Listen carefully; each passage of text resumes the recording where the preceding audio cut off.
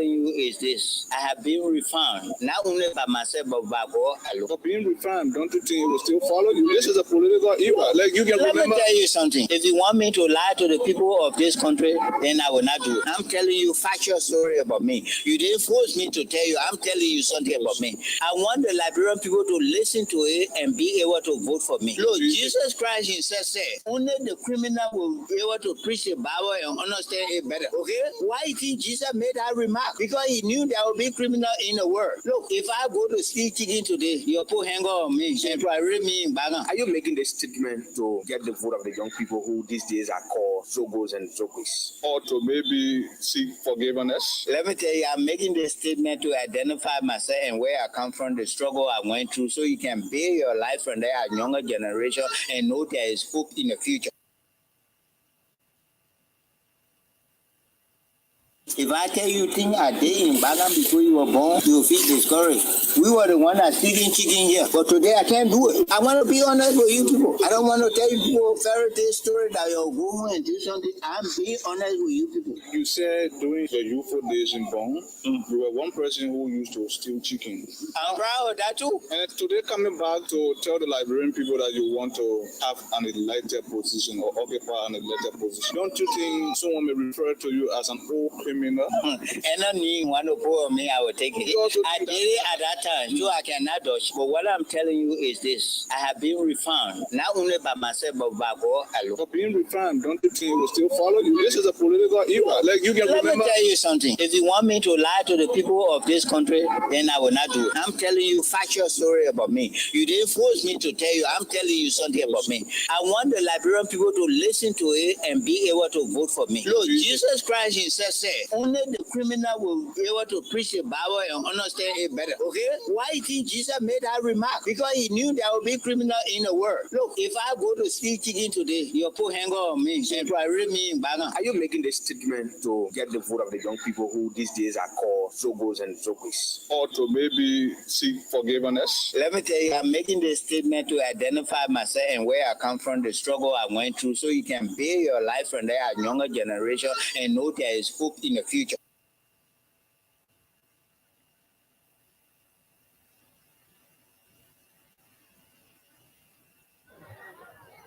And I dance the Buga dance, right? But everybody say, look at the belly, but I see a belly, go to Buga dance. But guess what? When they eat them, all of them are saying, we will not fail you, we will work for you. And this is what we're doing. You listen to me in the church. I don't have to repeat myself. Everything that they say is wrong, that they don't want to spoil it. All the new thing that is here, that we don't want to face it. Anything what they're looking for, what they say they're tired, that they don't want to spoil it. And that's why we try to face it. They're tired. Why are they tired? How can you be tired and you walking? Your stomach is those people, they sit down, they eat well, and using your children to spoil the country. But not be like that. You know what they call Gogu?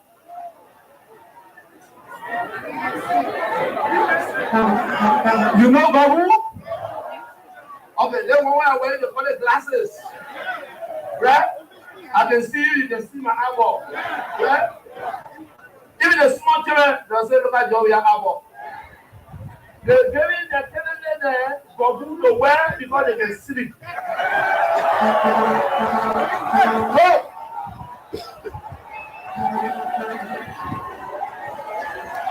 But let me say something to you. Hold on, let me say something to you. I said to you, every year they come with the same story.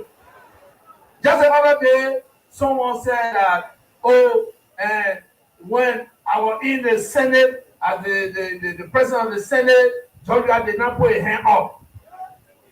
And people, in a very soft tone.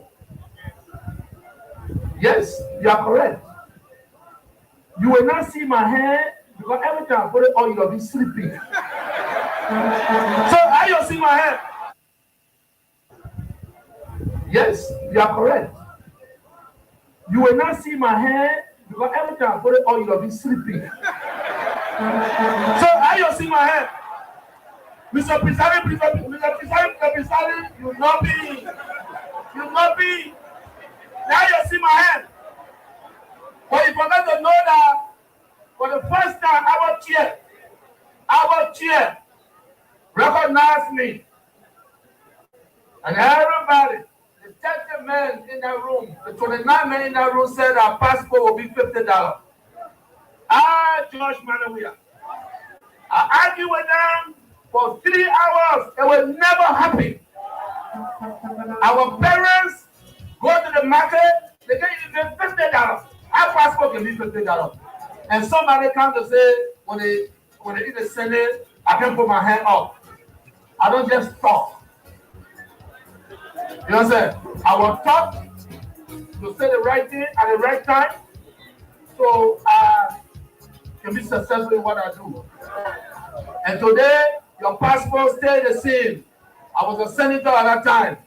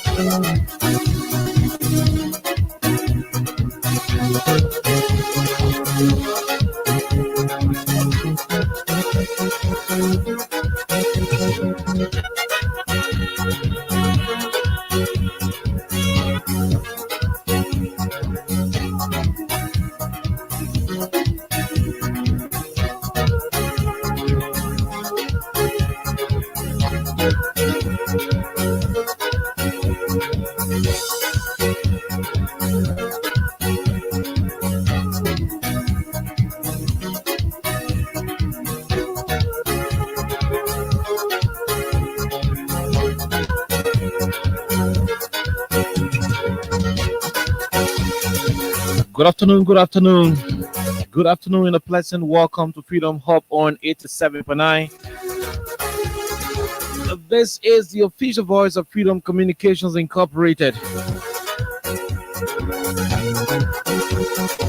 My name is Kai Oliver Kai. I'm here today on a lone presentation. Hopefully, I'm going to be joined by Princess, but the signal is not coming through. Today is the 27th day of July 2023. Remains the year Liberia is about 176 years of independence. 176 plus a day of independence. The national orator, the Honorable Chief Zanzan Kawa, spoke to the hearts and minds of Liberians, spoke to our consciences, and made it clear as to what we ought to do as a people and country. Yeah, this is the Liberia we need. A Liberia where the national orator would not have to come from a particular elite segment of the Liberian society. That is the Liberia that we hope for. It is the Liberia that we wish for. Join the conversation about now as we rumble into the issues. Too many things. Madam Tilia Ure of the All Liberian Party, as a matter of fact, she is the daughter of Honorable Benina Ure, have fired some shots today against the Unity Party. Hopefully, I'll read you the post that was done by Madam Tilia Ure against the Unity Party and Omen Joe Boaka. Too many things to talk about. A former Minister of Finance, the Honorable David Farad, is concerned about an attitude of the Liberian opposition community. The Liberian opposition community is composed of a lot of individuals, folks who do not see it appropriate, those who find it difficult to accept that the president is the president. Honorable Fahad made it clear that the attitude of the Liberian opposition leaders to always stay away from national events is not a good sign. It's not a decent thing to do. It is anti-democratic. It is anti-patriotic.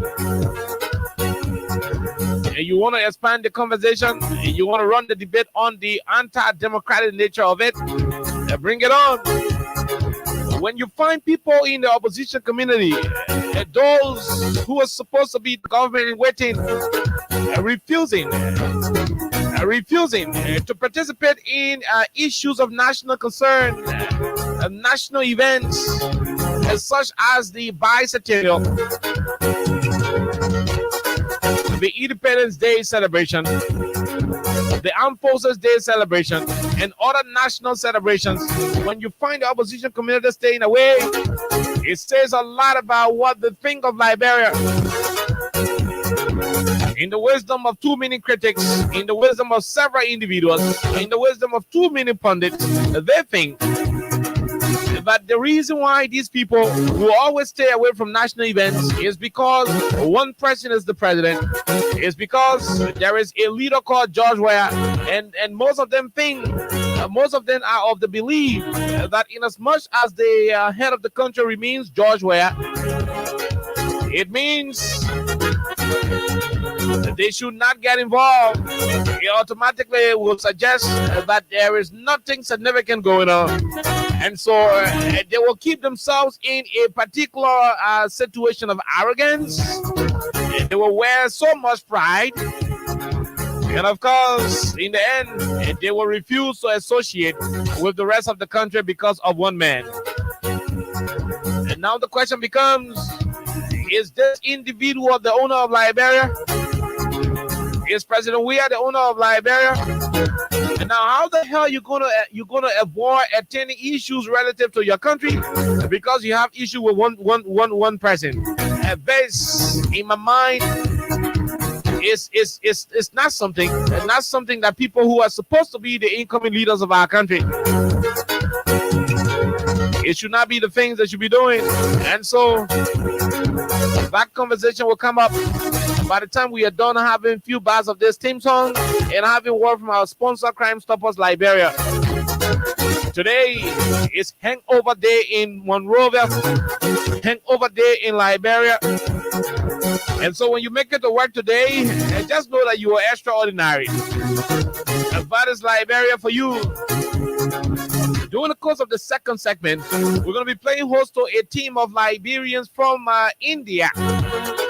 I repeat, during the course of the second segment, somewhere around 5:15 today, we'll play host to Mr. Wonder Wah, and Mr. Nelson Raw, and Mr. Ben Collins, the three gentlemen plus another. will join us on this conversation as they will tell us more about a decision by the Liberian community in India to support the re-election bid of the president. I repeat, a team of Liberians based in India, most of them students studying in India, will be telling us exactly as to why they've decided to endorse the re-election bid of the president.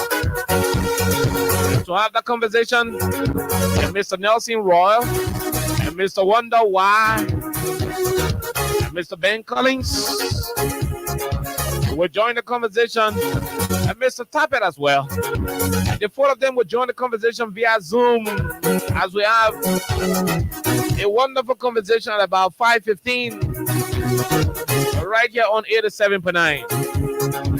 We take a few bars of our theme song.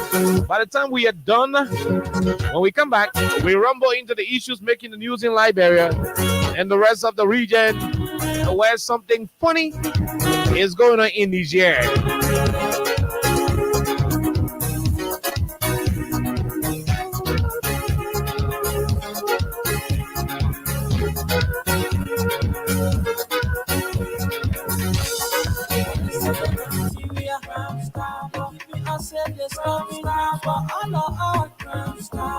The people bringing safety to your door.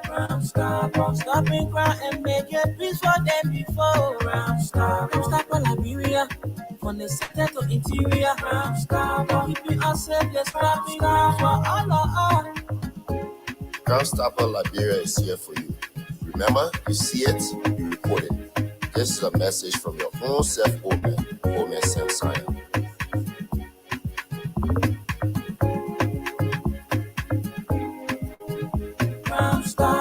The people bringing safety to your door. Stopping crime and making peace for them before. Stop Liberia from the center to interior. Keeping us safe, let's stop for all. The people bringing safety. Crime Stoppers, the people bringing safety to your environment, they're bringing safety to your community. This is Liberia's number one anti-mob violence non-governmental organization established by Mr. Samuel Sion, Sam Sion. A trained Liberian security expert, who has thought it wise to organize this institution with the sole purpose of discouraging mob violence. You just wake up, by the time somebody says this man is a rogue, he's a thief, he's a criminal, without real investigation, you start to gather fires, you gather in stones,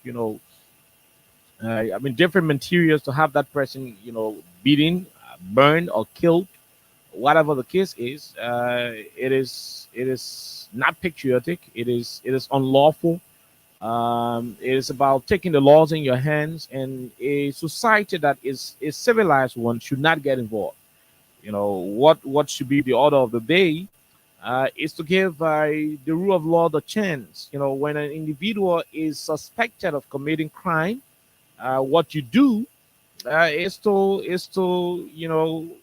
arrest the situation, ensure that no bodily harm is done to the suspect, prevent that person from being injured by angry mob, have them taken to the police station, and the police will pick it up from there. There will be preliminary investigation. If there are probable reasons why that person will be held liable allegedly for the commission of a particular crime, that person can be arraigned before the courts by the police, and that is how a civilized society should behave. In the absence of that, you're going to be killing a lot of innocent people because John Brown could be wearing red t-shirt, black trousers, just from visiting your uncle while walking down the street, and Lassana Duque could just come from stealing somebody clothes, or somebody's cell phone. He too is wearing red t-shirt, black trousers. And coincidentally, Lassana could run to the same direction John Paul is coming from. And the anger crowd could just say, oh, Oh my man, you see one guy passing over red shirt and black trouser. He say, yeah, you know, down outside. Sorry, you go do the thing that you see the wrong person in the red t-shirt, black trousers, and you start to beat on the person. You injure them, you kill them. In the end, it is gonna be, you know, I mean, an innocent death. That's what's gonna happen. So the brain behind this institution is to ensure that Liberians will desist from taking the laws in their own hands and give peace the chance, give the rule of law the chance, and that is how Samuel Sion, Omen Sam Sion, taught to contribute to the well-being of the Liberian society in the absence of his professional security responsibilities given unto him by the president. And of course, at the level of the National Security Agency. But that is that. Let's move over to the main conversation of the day. In Monrovia, there are too many things happening in the country. And before we proceed, I want to say happy belated Independence Day to all of you in Liberia. And those of you outside of the country, it is a wonderful, wonderful time. In country, it is a wonderful time in country. Let us all as Liberians understand that peace is the way forward. Let us give peace the chance. Let us give peace the chance. The best thing we can ever do. The best thing we can do as a people and country is to give peace the chance. Is to give peace the chance. That's it. The best thing we can do is to give peace the chance. Now let's move over to what's happening today in the country. So today, Madam Tilia Ure posted on social media. And following her post, there is this situation happening in the Liberian society. So Tilia Ure used to be a strong supporter of Mr. Joe Boakai. Now, Madam Ure was in fact the chairperson of the Boakai's, how do they call it? Think tank. It is a cyber room intended to, strategically organize, gather information, process them and have them disseminated to the different cyber departments in the Unity Party in an effort to propagate the how you call this thing, the messages of the Unity Party, and at the same time to lobby, and have strategic conversations that will empower the Unity Party, whether through the provision of resources, political mergers, discussions, and too many different political dealings. But she was the head of the think tank. So fast forward, Tilia resigned from her position, and she stated why she resigned and so forth. Today, while we are still recovering from hangover, those of us who have hangover from life from yesterday, while the country is, everybody warming their cold rest from the July 26th, people drinking the last bottle of beers they left over since yesterday. While we're having this kind of conversations, Tilia is posting on social media and informing the Liberian people that this, she said, the same Unity Party people who are insulting WIA in the CDC for violence against me in District 15 are the same Unity Party people celebrating and forgiving Prince Johnson and the MDR,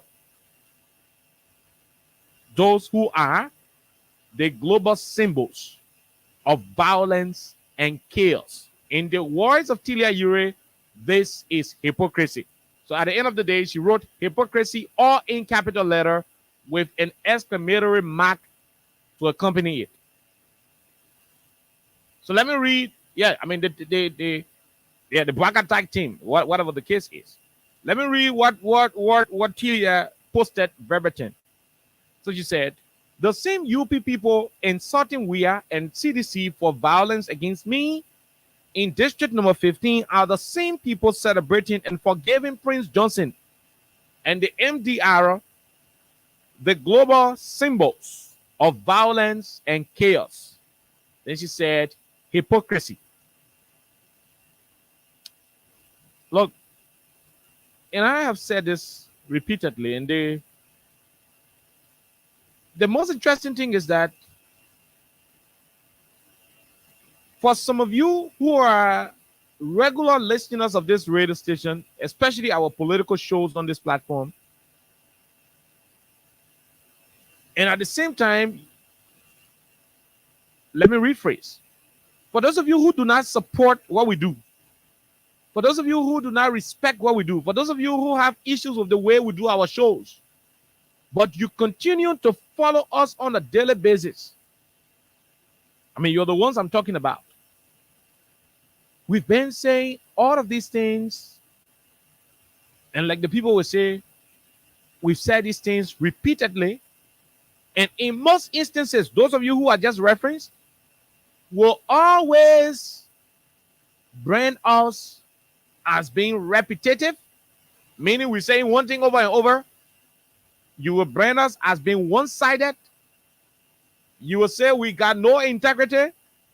But in the end, those repetitive things, according to you, that we've been saying over and over in this country, will always play out. I mean, at the end of the day, there will always be a manifestation of all of what we've been predicting and all of the projections we've been having. Today, nobody in their widest imagination would ever think that Tilia would have had issues with Mr. Bwaka, especially when she presided over the tag team. You know, we call it the think tank. More to that, they continue, you know, I mean, the increasing wave of defects from the Bwaka's inner cycle should be an issue of concern. Should be an issue of concern. You know why? Because these are people who been there for 5 years. They've done all of what they achieved in strengthening the opposition community. I mean, they play everything together. They knew everything together. So when you find this kind of revelations coming up, there may be revelations to those of you who didn't know them, you know, from the onset.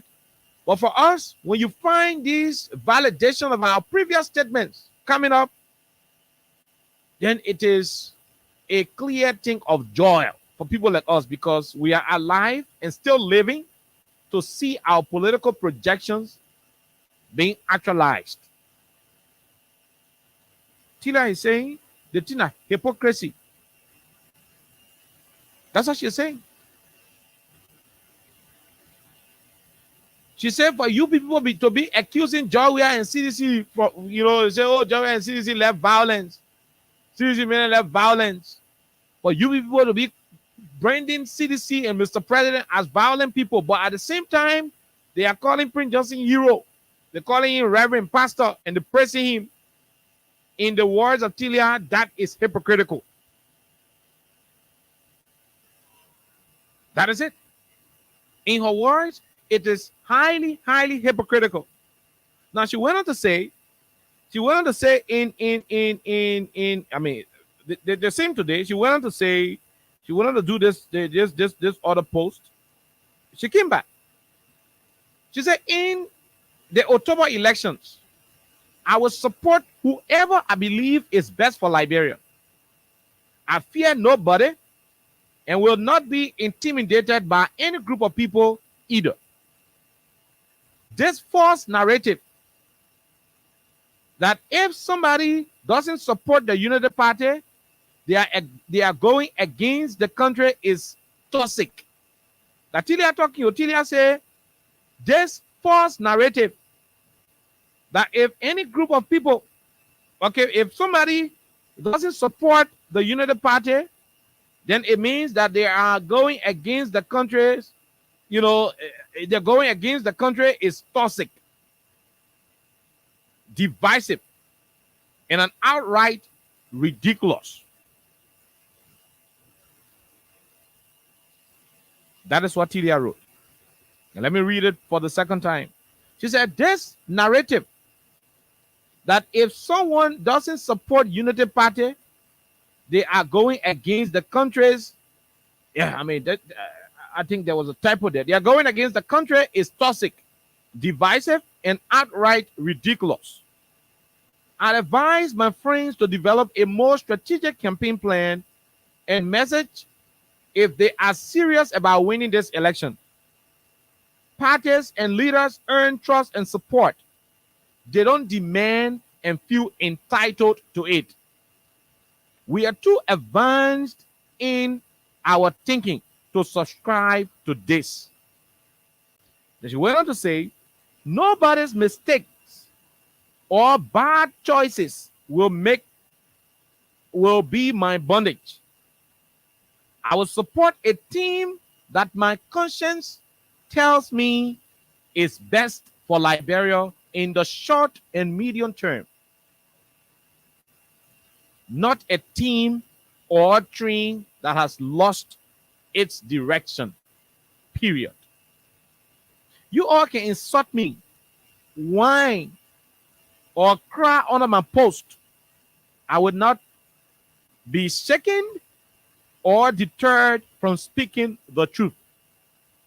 This election is too important for us. Wake up, Liberians. This is from Tilia Yuri. That is what Tilia said. Now, I am interested in the third paragraph. Let me get it clear. I'm interested in the third sentence.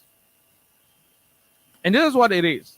She said, this false narrative that if somebody doesn't support the Unity Party, it means that they are going against the country is so toxic, it is so divisive, and it is ridiculous. This is what Tilia said in the third sentence of this whole write-out. And I agree with her. You know why? I sincerely agree with Tilia on that whole situation of all the people in the country. What are you in the ANC? You in Tiawan Gonglo Party, LPP. You in CDC. There is a tendency in this country, right, that if you don't support the Unity Party, it means you are not in the interest of the country. That perception is as foolish as whatever you want to think about. For the folks in the Unity Party to ascribe unto them, or better still unto themselves, the sense of entitlement, or to say, oh, we alone are supposed to be in charge of this country. And that if you do not subscribe to what they believe in, it means you are anti-Liberia. It means you are against the growth of the country. It's so whack. That whole perception, like we're saying, Liberia is a whack perception. It's people. To say because you're not supporting the Unity Party, so it means anywhere where you go support, it means you are against the image of the country. Now, how now? How possible? How possible? In fact, this country was stronger. The country was existing before the Unity Party was organized.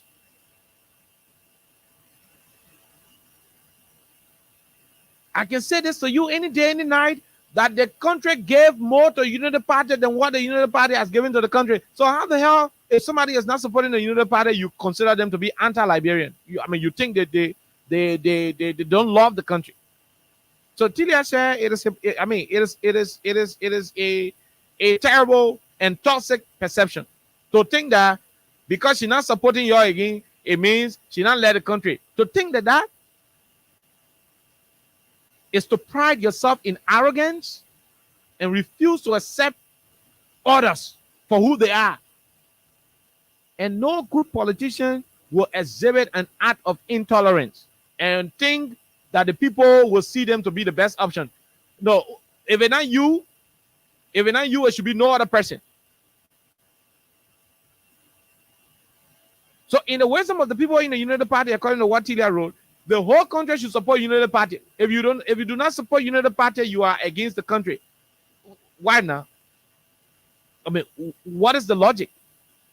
Because the last time I checked, this United Party spent 12 good years, steering the affairs of the Republic of Liberia. In that period, they had all of what they could. They had all of what they needed and beyond to transform this country to a level that all of us, irrespective of our political alignment, will enjoy the country. They had everything at their disposal. They had the greenery of our resources. What that means is that you have almost 80% of our resource sector. The different extractive industry was still booming. The entire extractive industry was still booming. Rubber price, the price of rubber was up in 2006 when it came to power. They enjoy a significant portion of the rubber trade between 2006 up to 2010 2010, 12, and 13. It was up to 2013 when the rubber business started to go down. They enjoy every aspect of the mining sector of our country, from ArcelorMittal to the Western Cluster deal to same that all of you talk about the agro sector. They were giving contracts to Golden Verilium. They were giving contracts to MOPP. They were doing business with Safecar. They were into a lot of different stuff, including Saint Dabi. They signed 68 concessions that would have bettered the lives of the people. The worst thing that happened to Liberia after the war, our United Party, whether you like it or not, the worst thing that happened to this country, Elayapa died in the family, and all of the men money, the Toki and Gero one, the Toki and Gero the elder son, the biggest son in the family. After the papa passed away, they take the money and give it to the biggest son. Instead of that, begin to send the other children into school, saying, let's start in the school, invest the money into some business that will bring some return for the family. All he chose to do was to squander the whole money. Drink liquor, do all kinds of nonsense with it. In the end, then you will come back to the rest of the family member and say, hey, you don't respect me, you know. Hey, you don't respect me, you know, you're going to respect the other person. Then me say, you're not let the family. But when the papa died, you were the one who they gave all of the family money to take care of the family. You did nothing. For 12 years, you kept the family people money. You were drinking liquor. You were misbehaving socially all around the place. You did nothing with the money. Now, as a result of your poor handling of the affairs of the family, today, some of the children again grab good. Today, some of the children stop in 12th grade. Too many of the things that sort of happen in the family did not happen. The family is still struggling. Yet and still, a other person want to go and live with our other brother, you vex. If somebody else want to say, oh, you know, big brother, I don't want to live with you again. I don't going to live with our other entity. You are angry. You want the whole family people to come to you, but you're forgetting to know that you had the chance to bring all of them under your own brother when you were in charge of their resources, but you did not do it. When your pa died, the money the papa had, all of his investment, his rubber farm, his cocoa farm, all of the different money he be planted all over the villages and all of the different projects, his cattle, the cow that you were having, this, all the money they took and gave it to you, that you the big brother, hold it, use the money and settle the family. You started drinking liquor, you started smoking weed, doing all kinds of stuff. You wasted the money on women. Too many stuff you did. Now, at the end of the day, the other family member there, the lecturer in there, someone your brother who see you, they say, oh, I'm going to live with Uncle Jimmy, yeah. Me, I'm going to live with Uncle Paul. Then you, Uncle Squander, now, you vex. Why the other children going to other people and they are not coming to you? Well, you forgot to know that you had a chance and you wasted it. This is what is happening to the United Party. You look in the faces of Liberians and say, a Liberian who supports Mr. Cummings is now a good Liberian because they are not supporting you in the United Party. What logic is that? It is a sick logic. You look at a Liberian, you say, oh, because this Liberian man is not supporting United Party, he's supporting CDC, so he's not like Liberia. But this man is aware, he's alive. The records are still clear to him. They are visible to his eyes. He can see them. Every day, he's given the chance to set his eyes on you as a unity party. He is reminded of 68 concessions that were squandered under your watchful eyes. Now, how do you look at such a person and say, they're not supporting you, they're not let Liberia? When the person still have a fresh memory of you presiding over 68 concession agreements that were so booked to the letter. By the time the man is given a chance to see the badge of the Unity Party, he is reminded of an opportunity that went to Foya before, that was intended to bring rice to the country. An opportunity that was intended to grow rice in Foya. $30 million of the Arab people money from Libya went to that project. Today, when you go to Foya, you see plenty of green machines standing in the grass. The damage. They've become the homes of snakes, rats, raccoons, ants, lizards. Machines that were supposed to grow food for us are now become, they've now turned to shelters for snakes, rats, and different animals. In Foya, go to Foya, you see what are we talking about? Now, the Liberian people are seeing all of these things. The day they see the Unity Party pick up passing, the day they have the chance to pass by one Unity Party symbol or Unity Party sticker, they are reminded of an opportunity that was squandered, where the whole world was the entire focus of the world was on Liberia. The concentration of the world was focused on Liberia.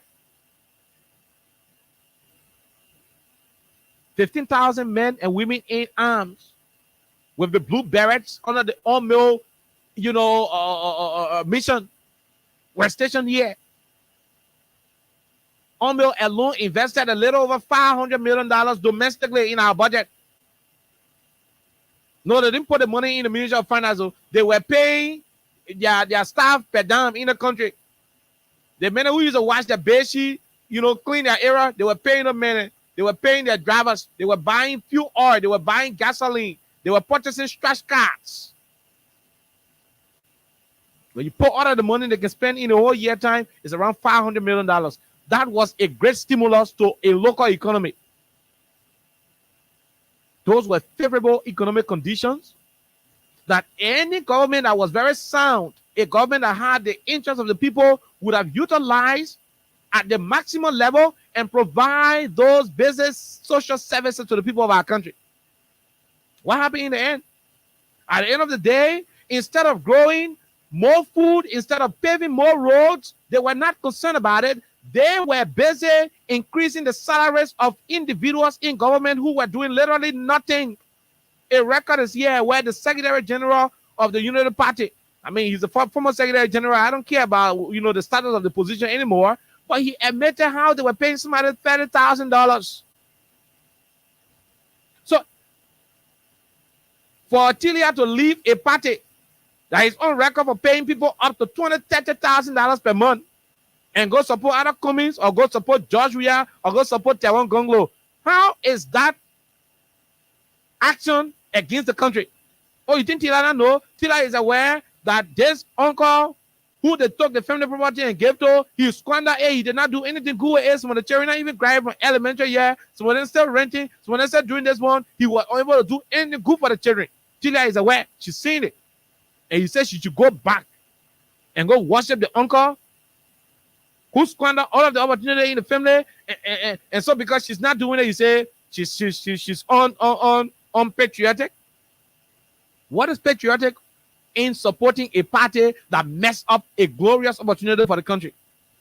Let me tell you something. When warfare in any country, you see Rwanda, and that's why I can get sick to the stomach when I see Unity partisans making comparison with, trying to compare Liberia with Rwanda. I get sick to the stomach when I see a partisan of the Unity Party looking at me and saying, Liberia and Rwanda fought war, but see Kigali, see Monrovia. When I hear those things, I get angry to the letter. You know why? When the war ended in Kigali between the Hutus and the Tutsis in Rwanda, right? the next government that took over, they made absolute use, adequate use of the glorious opportunity of Rwanda in their post-war recovery process. You know what they did? They were able to strengthen their institutions. They were able to set the country up for real progress. No, they were not concerned about paying fabulous salaries to friends and cronies of their tendency. That was not what they were concerned about. They were busy repairing all of the infrastructural damages the war had caused the country.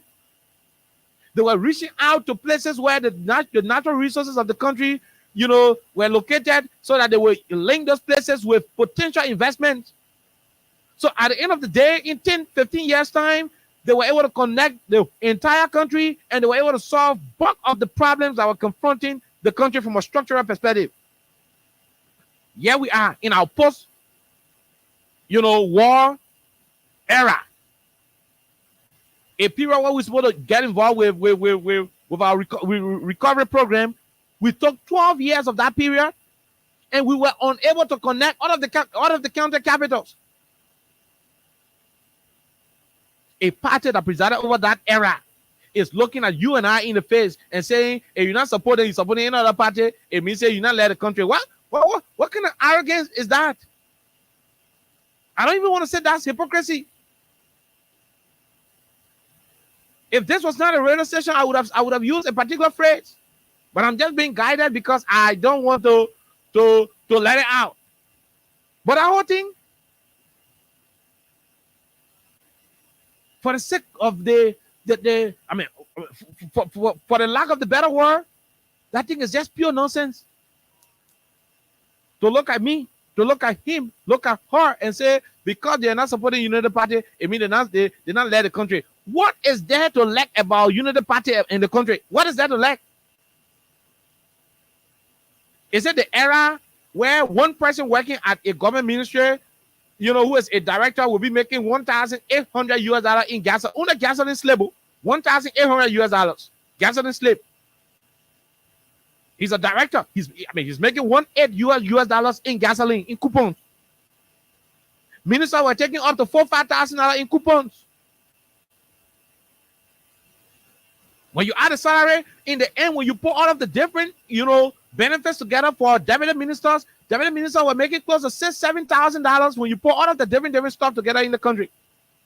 And the gasoline, the US, and the LD component together, plus the small different operational allowances and scratch card, put it together, that's the kind of money they were making. Had that government, under the United Party, had they considered addressing the structural challenges the country was confronted with. I'm talking about roads, I'm talking about access to electricity, I'm talking about access to water and other healthcare facilities. If the focus would have been placed on those structural issues, by this time, we was not going to be concerned about building road from Ganta to Sanikwele, from Sanikwele to Lokatua border. He wasn't going to be concerned about it. Had they addressed the structural problems, we wouldn't have been concerned about taking road from Ganta to Saclapia to Tabata, and Tabata to Tostan. He wouldn't have been concerned to run around looking for money for those stuff. Perhaps we would have had a different project on the way. Different projects. Maybe we would have gotten to the modernization era of the country. I see people talking, when they watch video, you see Nigeria guy, 6, 7, 8, 10 lane. Overhead bridges, roundabouts. The country is not even connected from country to country. You are demanding we have to face roundabout to do mosquito call road. Ain't no how the mosquito call can be looking. Sako. In some countries that's how the roundabouts, are designed. Had the United Party utilized the opportunity in 12 years to have gotten the whole country connected, by this time we would have been in the modernization era. When people can bring the cassava to town easily, cacking then you start to do the mosquito call designer to most of these different highways, the expressways and did everything. That's when you start to do the modernization plan. That's when you start to execute it. When Jared Rawlings took over in Ghana, he was basically concerned about the structural issues that confronted the Ghanaian Republic. So he made sure that the Ashanti region will be connected to the Volta region. He will ensure that Takrade, Cape Coast, and the rest of the places will have that interconnection with paved roads. Ghanaians were suffering, they were crying, but that is what he did. He didn't go about paying thousands of dollars to ministers and public servants who would do nothing in their offices. They were so lazy to the extent that they declared Friday Super Friday in the country. The whole idea of Super Friday under the United Party era came from their laziness and the availability of plenty of money. People get plenty of money. They work for 4 days. They work from Monday to Thursday. Friday, they pack all of the leg in the car. They take them to Miami Beach, take them to John Bese, take them to Bassa, and do all kinds of stuff. When that era is no longer happening, they set the country high. And so when you do not want to support them, they look at you and they say, you're not like Liberia because you're not supporting them. So Tilia said, that thing is nonsense. I ain't gonna listen to it. I ain't gonna listen to it. That's what that's what the Lakers said. Do I trust everything? I mean, am I 100% okay with Tilia? No. At a certain point in time, Tilia didn't make our head to hair in the country because we warned them ahead of time. We told people that Tilia didn't like, hey, it is sacrilegious for you to want to associate yourself with the Unity Party, judging from the past, judging from what we know about these people. But I mean, Tilia didn't listen to us. You know, it was about ensuring that we is not given the chance. So whatever we said at that time, they didn't make sense to anybody in the country. But we're glad at this moment. It is a thing of joy for people like us at this moment that these people are into their self-realization era. They are into their era of self-realization. The place where you can look at yourself and tell yourself the truth. You can call it self-realization. They are in their mirroring moment. You look at the mirror. You look at yourself in the mirror. You say, oh no, they play Wego. I gotta put oil there. It in my hair bushy, I gotta brush it. You know, yeah, my hair rumple, I gotta go press it. They are in a period of self-reflection. I mean, they're reflecting, looking at themselves. Okay, all right.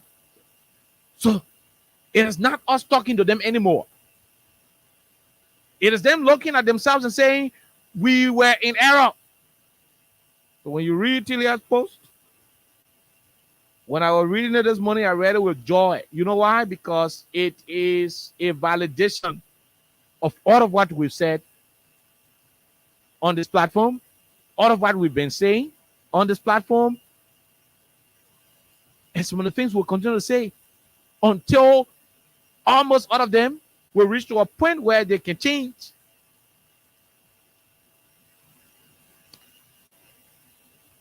Reverend, that's not Reverend. Former Minister David Farhat said something, and I want us to listen to it. I'll talk about it in a few minutes. We'll take calls, then we'll go to our guests. The Liberian opposition community, I may be wrong on it. Former Minister David Farhat may be wrong on it. And like we're saying in Liberia, we stand to be corrected on that one. But we've witnessed that the opposition community in this country, since we have become president, will always boycott national events. The Liberian opposition, whether the July 26th, whether the Flag Day, whether the Armed Forces Day, whether the Unification Day, all of the national programs that are organized in this country. I say Joey Abuevdo, I say CDC campaign launch, and I say CDC thank you rally. I'm saying the national programs, Independence Day, Unification Day, Armed Forces Day, Flag Day, like we had, this year, bicentennial. I mean, last year though, the bicentennial. bulk of these events, since we have become president, the opposition community will always stay off, especially their political leaders. I stand to be corrected. I have never seen Mr. Cummings at any Independence Day program. Oh, he's a Liberian. He's a Liberian. I stand to be corrected. The same applies to Mr. Bwaka.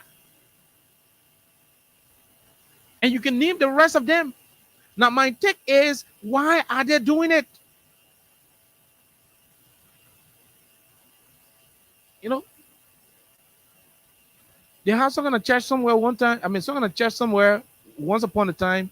And one guy said, if that man, the pastor for the church, I would never sit there in the church. Yeah, I can remember that.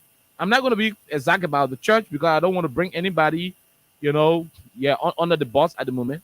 But there is a guy who said, if this guy with myself went to high school together, they may who I know very well. If he is the pastor of this church, I will not attend the church until he is transferred from this church. I know people who say those things. Is it that because we are his president and so bulk of you made up your minds that you will never go to national events in as much as he is going to be the head of the country? And somebody said, the reason why the guys are doing it is because till this date, they still don't want to come to grasp. They still don't want to believe that the president of the country is George Weah. Not that they are not aware, but they intentionally, like my law enforcement, bossman would say, they willfully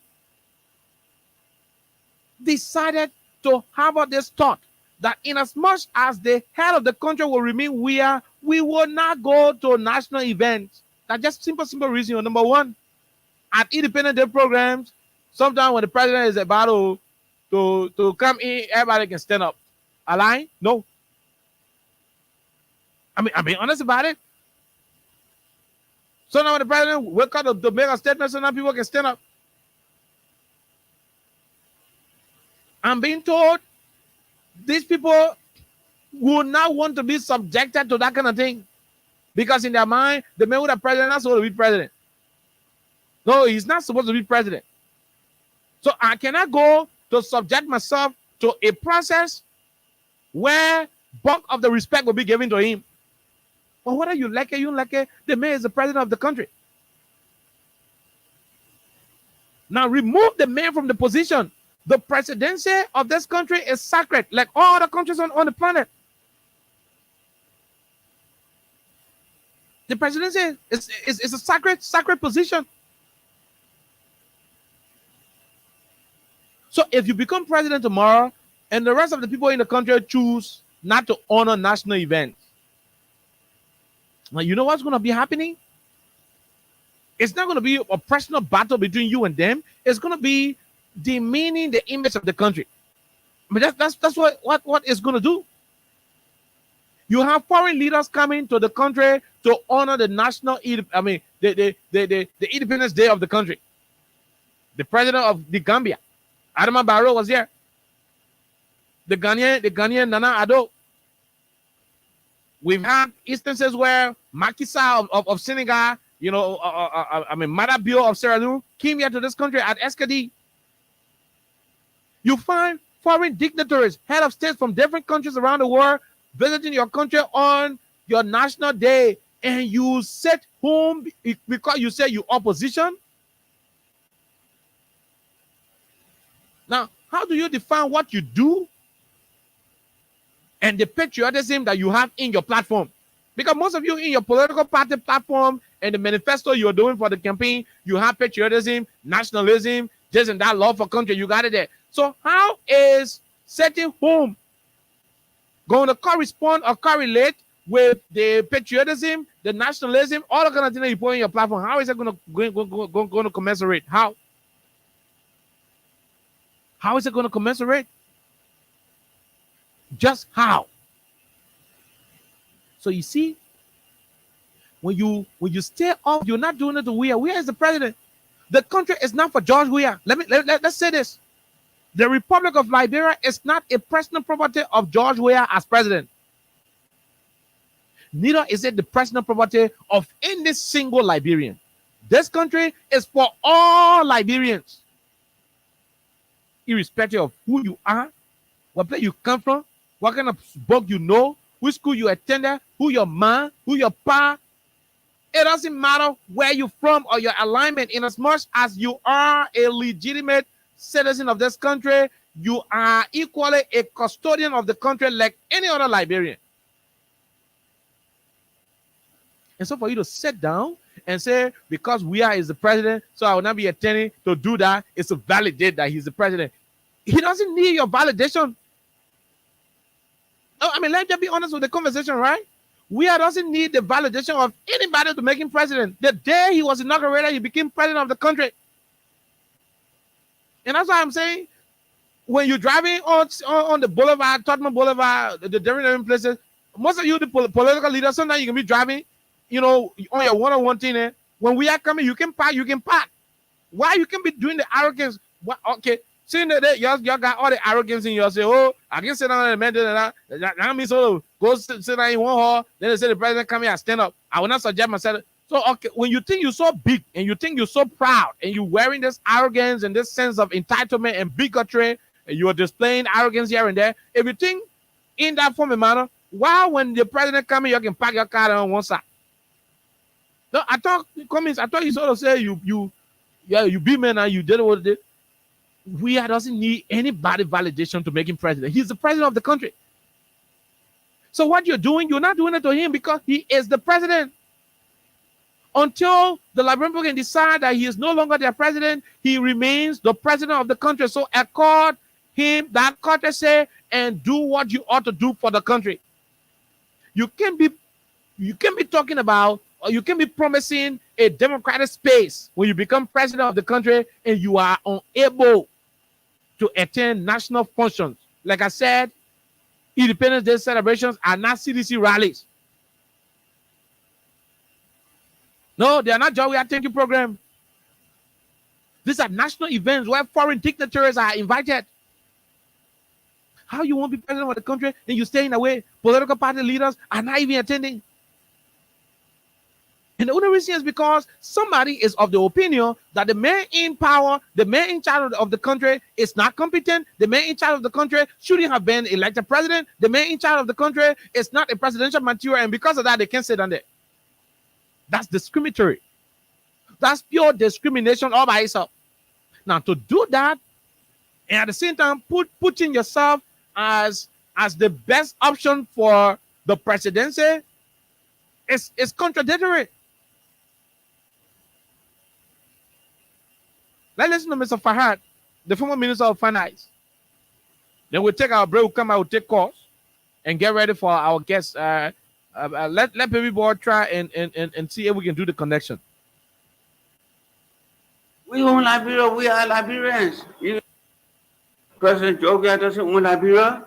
We own Liberia, we are Liberians. Even though we may not have much to celebrate for, but to thank God that the nation is still here. Something. Whether we like the man who there or not, this is our country. That's what we need to celebrate. And we need to tell him if there's something we don't like, if something we think, we should tell him. That's what we should do to our leaders. Tell our leaders how we feel, what should be done.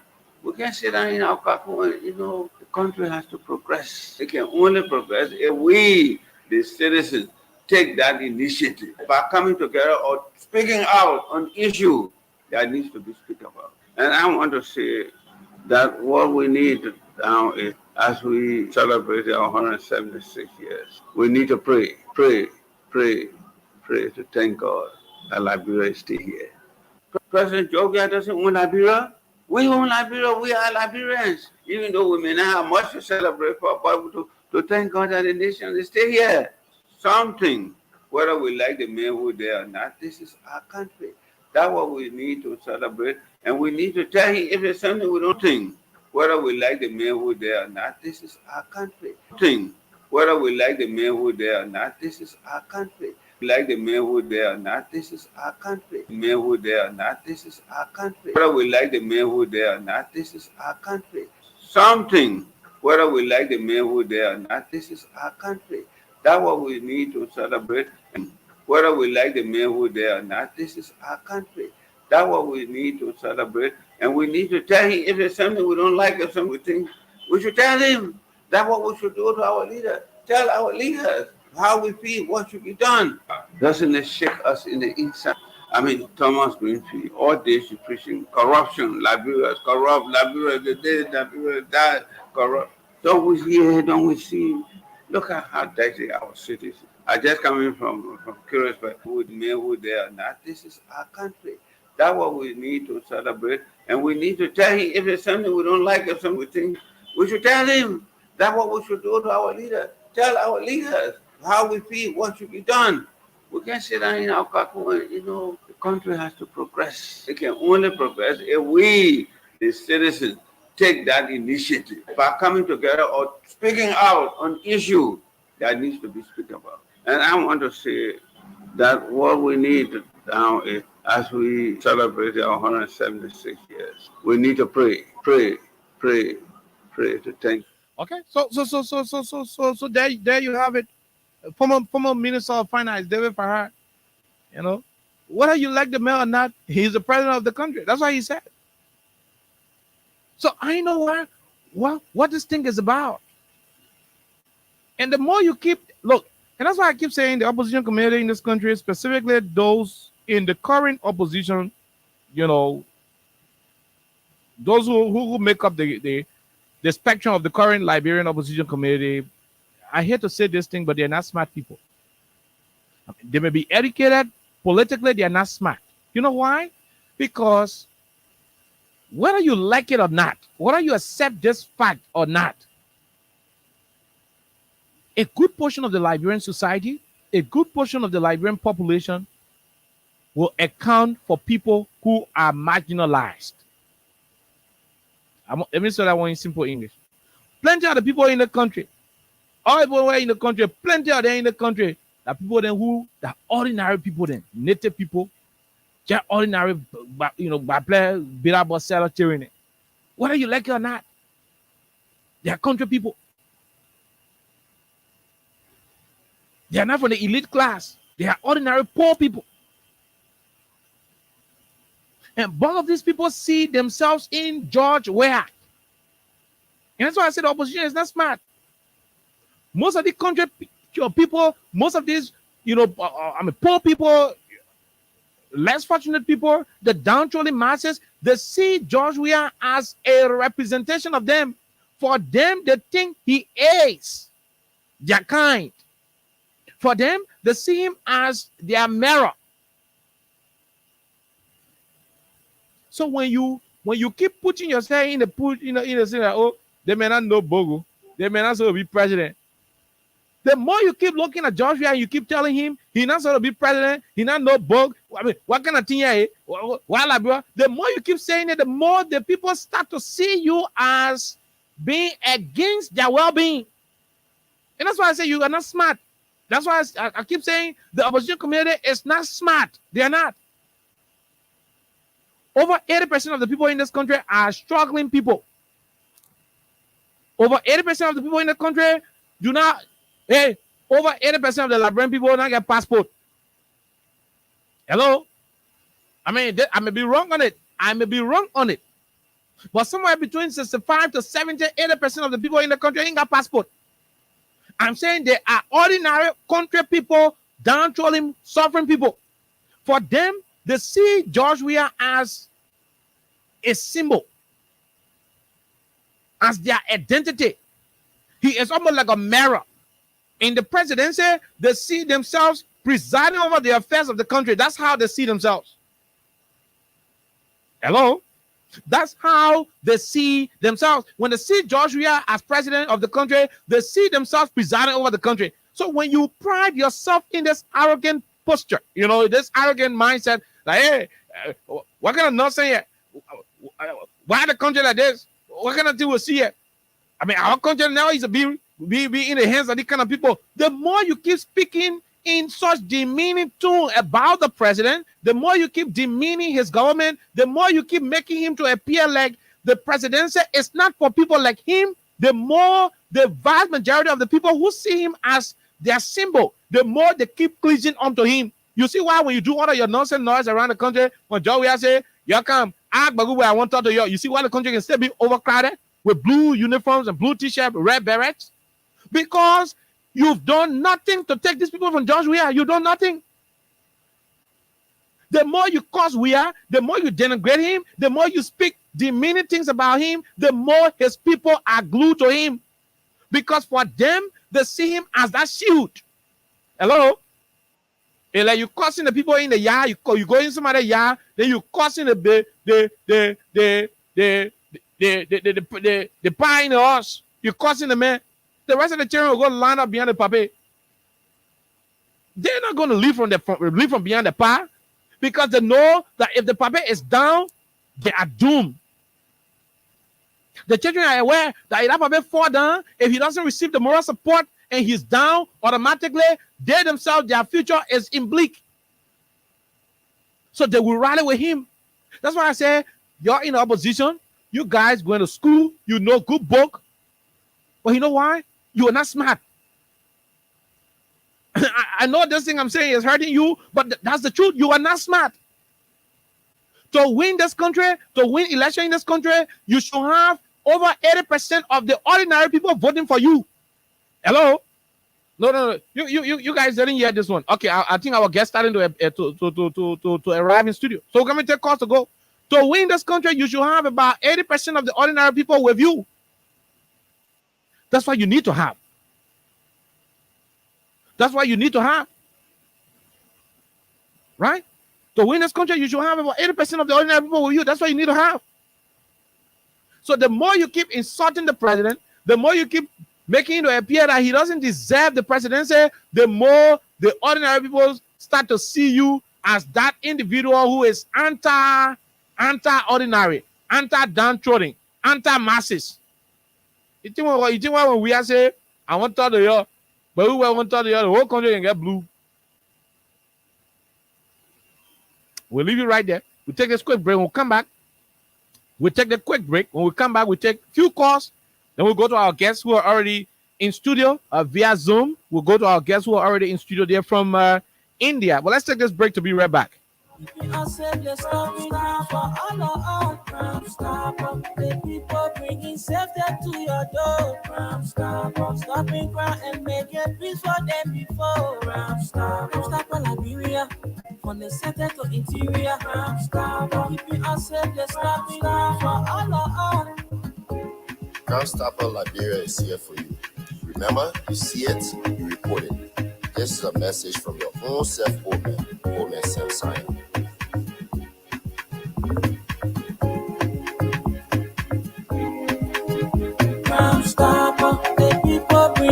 Okay, so let's go over to the line and take more of the calls right here on 87.9.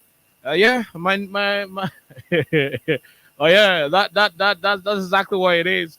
0886 500 1040 776 104 104 are the numbers to join the conversation. Those of you listening can join the conversation right now on 87.9. We'll take 10 calls, then we'll run over to our guests, a group of Liberians in India who have endorsed the re-election bid of Mr. President. Let's take the first question. Go ahead. 1 minute. What's the name?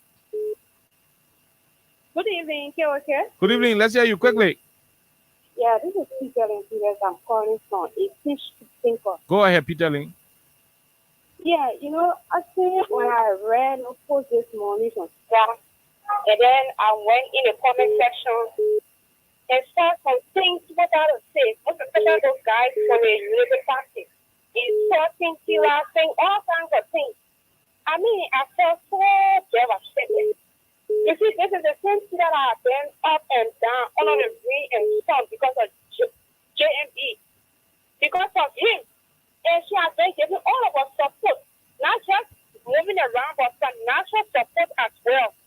At the end of the day, JMB betrayed her, not just her, but the rest of the people. And I'm reading some people comment saying that why she has to remove herself from the group, why she got to resign, why she got to post those things. I mean, she is not in the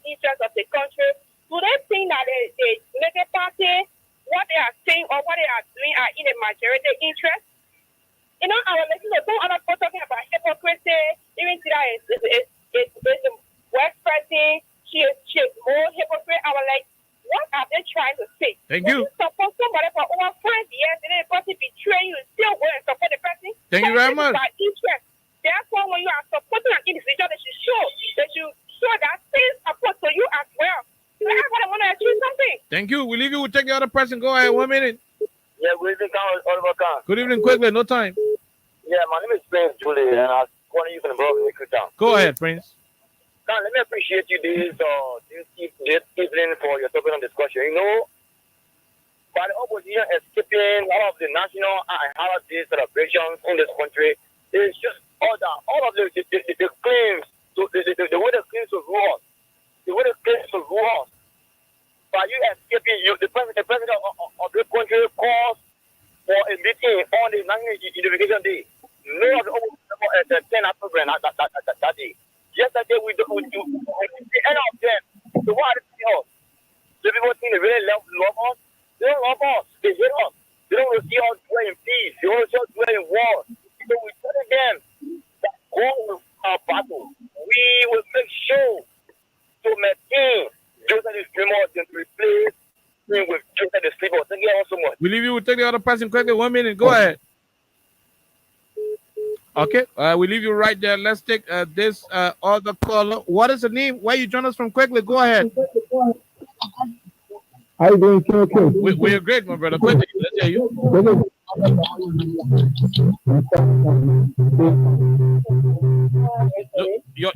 Your line is bad. I think I lost them. Oh no. Your line is terrible. Let's take this other person quickly. We'll take 4 more callers, then we'll go home. On this topic. Go ahead. Good evening, Oliver Khan. Good evening. My name is Darlington Carrie Dennis. I join you from Pineda Comment on the Bush Island. Go ahead, Darlington. Thank you also, my people. Let me make my late contribution, my little contribution. Let me say to the opposition community, I don't care how they will think this country will be. If you see that George Wright, that president, then when George Wright comes up, just sound it, we don't move. Just tell me, because for the 5 years contract, your personal hit to George Weah as president will make you just every national issue that I have to do with our country.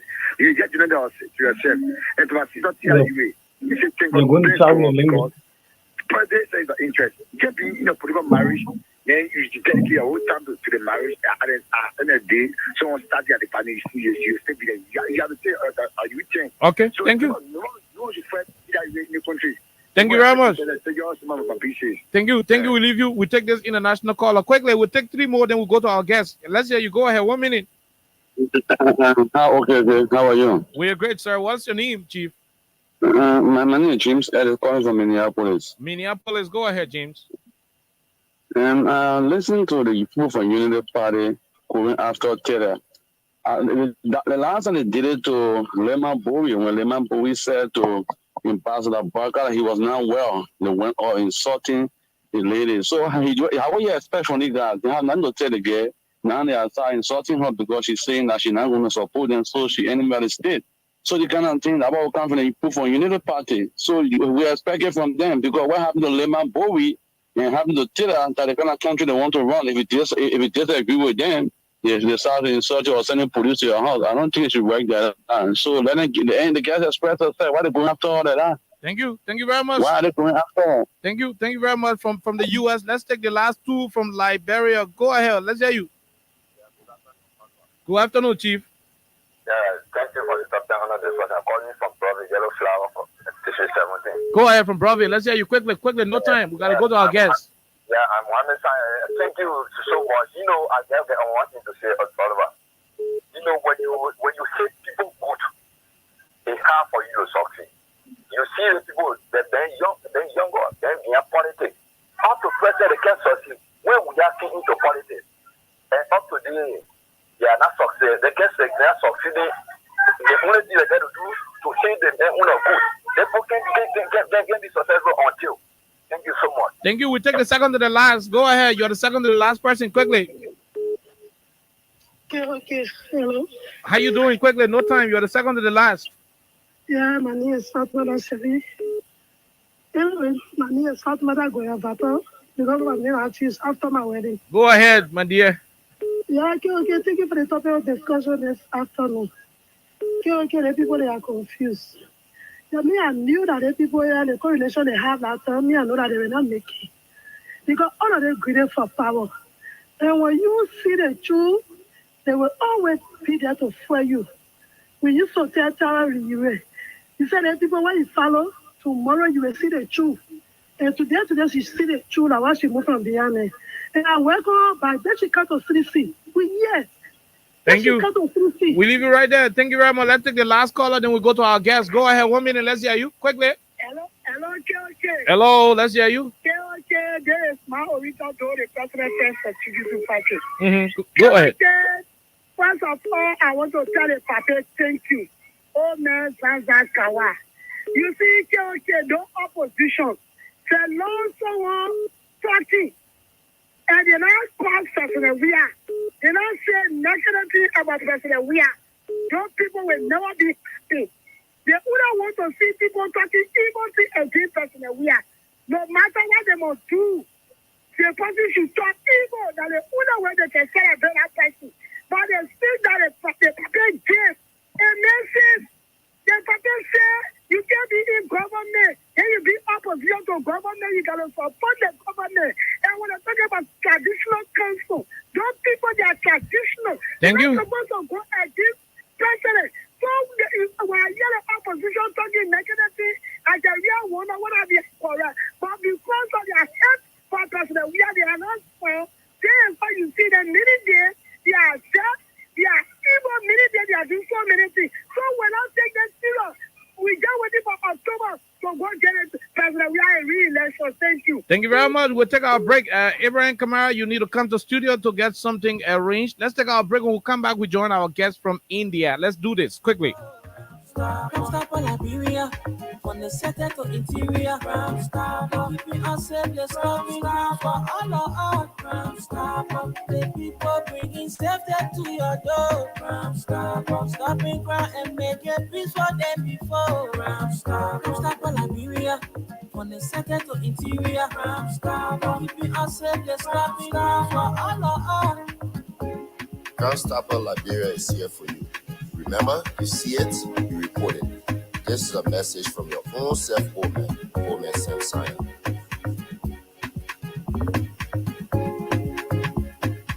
Okay, so welcome back to the program Freedom Hub on 87.9.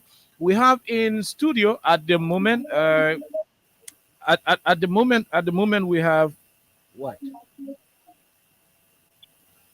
At the moment we have two of our Liberian citizens. They are based in India. We have Mr. Ben K. Collins. Ben K. Collins is currently on. We expect to have Nelson Roy. Nelson Roy is expected to join us as well on this platform. At the same time, we have Mr. Tapper. Tapper is also there on the line. Gentlemen, it is our honor to welcome you to Freedom Radio Liberia, especially on Freedom Hub. Good evening from Liberia. Good evening, and thank you very much. It's a pleasure being here. Okay. So you want to introduce yourselves, then we go to the conversation individually. Well, since I started, I am Ben K. Collins Senior. I am a student currently doing my MBA in India, and I'm the co-chair of the group of students here organized for the re-endorsement of His Excellency President George Manneh. Okay, then we move over to you, the next person.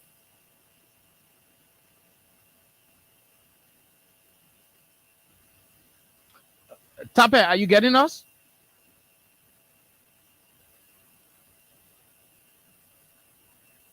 Oh, I think Tape, you have to unmute your microphone. Okay, so Ben, Tape is going to come in. Let's. Okay, yeah. So Ben, go ahead. What is this thing like? How many of you in India? What is the number of your institution, and how did you guys come about this idea of endorsing the president for his re-election bid? You want to drive us through? Yes, I know my colleagues will come here. I will try to arrange, but we are in terms of number. India is one of the country that hosts most of the Liberian abroad doing studies. So the number has passed over 2,000 years about students in India doing a master and a BSc was level. But our current membership as group of students and residents of India who decided to endorse the second term bill of the president, we have about 500 active members in a chat room. We have a WhatsApp group. The active member, we have about 500. And this idea came about because, Oliver, we are in India. Most of the time when you are in country, I'm not condemning those who are in country, but you seem to come out of the country to understand what's really happening. We are not saying here that this government is 100%. We are not saying Liberia is all perfect. But if we do a competitive analysis, sitting on the fence and watching, we thought it was that this government is doing extremely well competitively, and we believe that this should be sustained. This level of development should be sustained. So basically, we know that we don't have the voting rights now because we are here developing ourselves for Mama Liberia, but we are a group of students. Trust me, in our culture, when your parents send you to school, they believe in you. We live from various organizations. There are citizens from Liberia who are back here, who have influence out there. So we are trying to add our voice to the many voices, including the recent voice of Chief Zanza Kawa, to say that and to inform our people that from all what we are seeing, you may not see it while you are sitting there, but we are out now, and we have a broader view than you, that this government is not 100% because they don't think 100% in politics, but we believe that we can sustain the current development. So all we say is we saw people say they want to fix things. We saw people with broom want to sweep things. We saw people want to rescue, but we are saying there's no need to sweep Liberia. There's no need to rescue Liberia. There's no need to fix Liberia, but there is a need to sustain and act on the current development path. And that's the idea we are bringing to our people. We have our group. We are graduating to the level of a charter now of the CDC in India, and we have our leadership structure. This thing started some years back, and some official of the CDC were here. We have that on official page, and the photos are there. So we're trying to form this thing, especially during this time, to our voices and say, look, CDC is needed now to sustain the level of development. We have so many camps, and we have our press release out to our people. We are not doing this by any influence, but we are doing it based on the facts we are seeing.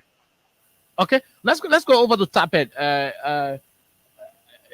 So what is it from your angle, Mr. Tapet, as it relates to this institution? Ben talk about how you guys are influential back home. You have different organizations you were part of before going to India, and how you're going to also keep talking to the folks in the different institutions now. Beyond that, are there other things you're going to be deeply involved with, back home, to enable this your dream, which is to have the president re-elected, to have it actualized?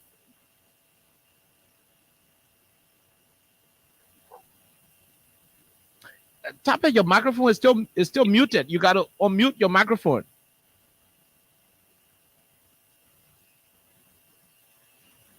No, I mean I'm not getting Tapet. You gotta unmute your microphone, Tapet. I'm not getting you at all. Okay, am I audible? Okay, yeah, you're live now. You're live. Go ahead. All right. Okay, thank you. So again, the name is Hasifa Tapet Jr. and I'm the PRO for the group under the banner Coalition for Democratic Change and supporters of Ambassador George Manneh. We are in India. So just like Ben said, if you look at Liberia currently, the re-election of President George Manneh, we are and retaining the CDC is not just about wanting to have a party in power for second term, but it's about the fact that we want to have a continuous process in our progress of development, or continuous progress of improvement in various sectors of our country. So if you look Okay. at Liberia and look at major sector, you look at the education sector, infrastructure sector, the issue of capacity building, young people involvement, international leadership, and giving medical practitioners the opportunity to expand and broaden their horizon to contribute to the growth and progress of our country, then you will realize the re-election of Ambassador George Manneh Weah is a paramount objective. That's the reason why we are galvanizing all effort and we are leaving no stone unturned in ensuring that we contribute and help in this process. There are many of our colleagues who were fortunate to go back to Liberia during the voter registration period and get themselves registered. So right now, we running this process is like our voice for vote. Mind you, we are all influential people. We have our families, we have our allies, we have our supporters back home. And as a matter of fact, there were some Liberians in Liberia who went through the voter registration process, and some of them were fortunate to come to India after the voter registration process.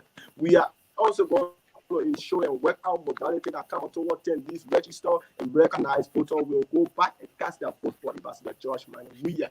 So we're going to be using the Bureau media outlet, talking to our families, talking to our friends, and to encourage them to consider re-electing Ambassador George Manneh Weah, because Ambassador George Manneh Weah bridged the gap between the elite and the commoners. Ambassador George Manneh Weah instilled a sense of belonging in the ordinary people that, yes, indeed, just a commoner from Gibraltar can rise up to permanent, go as far as the echelon of sporting activities in the world, and then come back and lead his people to the higher height.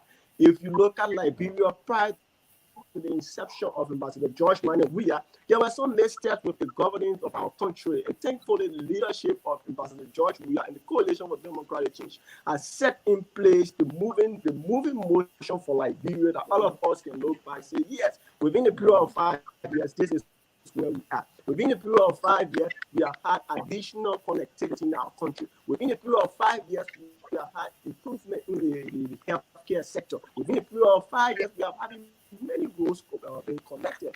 So the issue of Ambassador George Manneh Weah remain our concern, and we're going to work the ground out, reach out to our police, talk to them, use our voice to bring the vote for President George Manneh Weah. Now, you talk about some of your colleagues who are currently in India. Yeah, I think Nelson Raw has just joined us. So you talk about some of your colleagues who are in India. Prior to them going to India, they registered in Liberia, and you're going to work out modality to have them come back to the country to vote. How is it going to happen? That's going to be very expensive. Yeah, we know it's going to be expensive. Right? Okay, it's going to be expensive. It's a very expensive process. But when it comes to looking at the progress of Liberia and then shouldering the cost and then going through the expenses, we think it's worthwhile going through the expense for the progress of Liberia. We know the issue of purchasing plane tickets is an expensive process. And mind you, if you look at India, 95 or 98% of the students that are studying in India are now currently working in India. But mind you, we're going to use our own contacts available to us. There are some of the Liberians here, they are involved in business, especially if you look at our membership base. There are many of the members who can afford, they can have some subsidies coming in. Mind you, they are members of our party and members of the revolution. I believe in the fact that we all need to explore a collaborative effort. So we want to be reaching out to rally fundings to ensure that some of our police be able to fly back Liberia and get the necessary podcast for Ambassador George Manneh Weah. So we're going to ensure that. Okay, let's go over to Mr. Roy. You just joined us. You want to do your intro, then we'll move on to the next question. Okay, thank you so much, Mr. Khan. I'm so sorry that I came in very late. I've been struggling to come in. So my name is Nelson Roy. I'm the chairperson for this group that you are currently having on your show. So I'm studying in India at Deshbaga University, studying an MBA course. I've been here for like 6 months plus now in India. Okay. Now, so tap it to us that you have people in your membership who are holders of the voter registration card. And according to him, some of them will be making their way back to the country. You're going to work out the modalities. You want to tell us approximately how many of those who are your members with voter registration card that may likely come back to the country? You want to tell us? Okay, thank you. I can give you an exact figure to say that, for example, there are 10, there are 15, there are 20 persons, but there are a lot of our members who possess this voter registration card. Okay. We were able to ask questions, and even during the process, people, a lot of them were in Liberia, some were here. They even had to pay their way to go back to Liberia just to obtain that voter registration card because they want to vote for President George Manawia on October 10, 2023. So we can tell you exactly the amount of persons who possess the cards, as I said earlier on, but there are a lot of us, many of us, who are in possession of this voter registration card that he just displayed. Okay. No. So let's go over to you, Mr. Collins. You and Tapet told us how you're going to be deeply involved with your people back home. You're going to be providing education to them. You're going to be directing them, based on what the president is doing, what the government is doing in making decision in October. Now, it is also expected that since you are a diaspora-based organization, you also want to mobilize some materials, let's say maybe campaign paraphernalia, something else. Is the group concentrating on that? If so, you want to drive us through. Yes, our mobilization and awareness for the second bill of the president stops at nothing else until we are at the point where we are certified, and that point is October 11. We shall be hearing the initial results, even now official. We know what we're doing now. What we're doing is we are recruiting more members. We told you from our statistics we understand that more than 2,000 students from Liberia.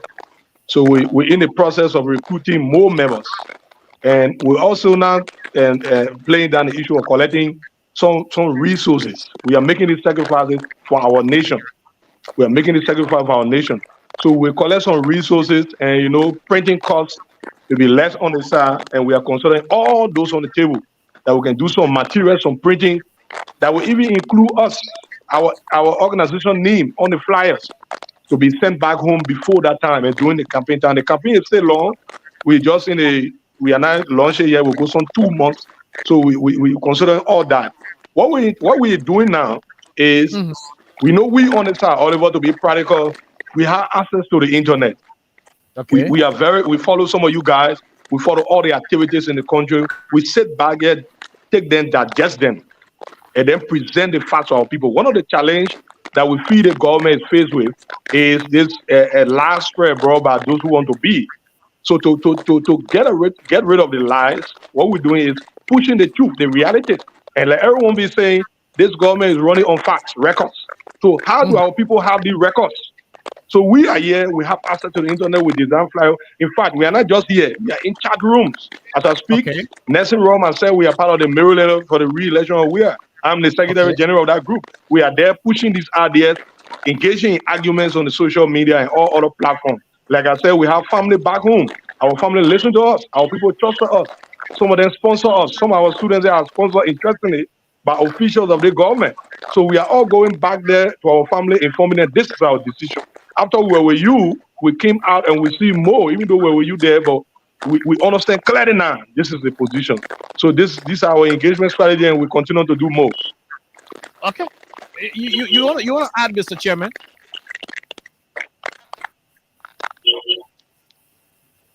Mr. Chairman, you want to add on to what Colin said? Yes. Sorry, my mouth was muted. Okay. So as Mr. Collins said, don't be surprised, even though I don't have a voter registration card, because when I left Liberia, it didn't take any time when the process started. As I speak, I have 2 persons in my house, my wife and my first daughter. You know my family very well. The 2 of them are eligible voters. They have their voter registration cards. Don't be surprised to see me in Liberia. Momo last year, my brothers used to party from my house to go watch football game, to go play football on defensive field. You used to see my house. My house was jam-packed with men and women. I still have all of them under my control. And trust me, there are a lot of people who trust us, who believe in us, that when we can stay here and talk to them. And we have started to do that already. So we have a lot of means, many ways of encouraging our people back home, and even to make a sacrifice. If we can buy our own flight tickets to go to Liberia, help to mobilize the process to ensure Dr. Josh Nanawiya becomes the president again for Liberia for the second time. We are surely going to do so. So Ben said it just to add to him that yes, the issue of giving support, we may not have the physical cash, may not have cash to give to the party back home, but the ability for us to design flyers and other things, other supportive materials to send back home, yes, we are in the process. Every time we meet, these are strategies we put together. Yesterday was our Independence Day, we met, and those are some of the things we're discussing. What can we do that we can make a mark back home, that people who believe in us, that we are encouraging, will be able to actually listen to us and to go to the poll on the day of elections. Okay, let's go over to you, Ben, and then Tape will make an addendum if it is possible. Now, to what end are you guys involved with this? And let me rephrase. What is the end objective? What is the end objective? Oh, so we all agree you want the president to be re-elected. But both of you are students. Both of you are students in India. You'll be returning home after your MBA programs are all done. Are you doing this for something else? Are you doing it with the anticipation that there'll be some reciprocal,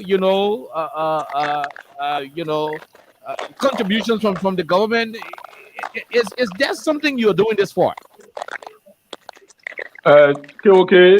Those who know Ben K. Collins in Liberia will know that I'm not into this for anything. I'm not rich, but let me be frank. I'm employed by the government, and I work with one of the higher institutions of learning.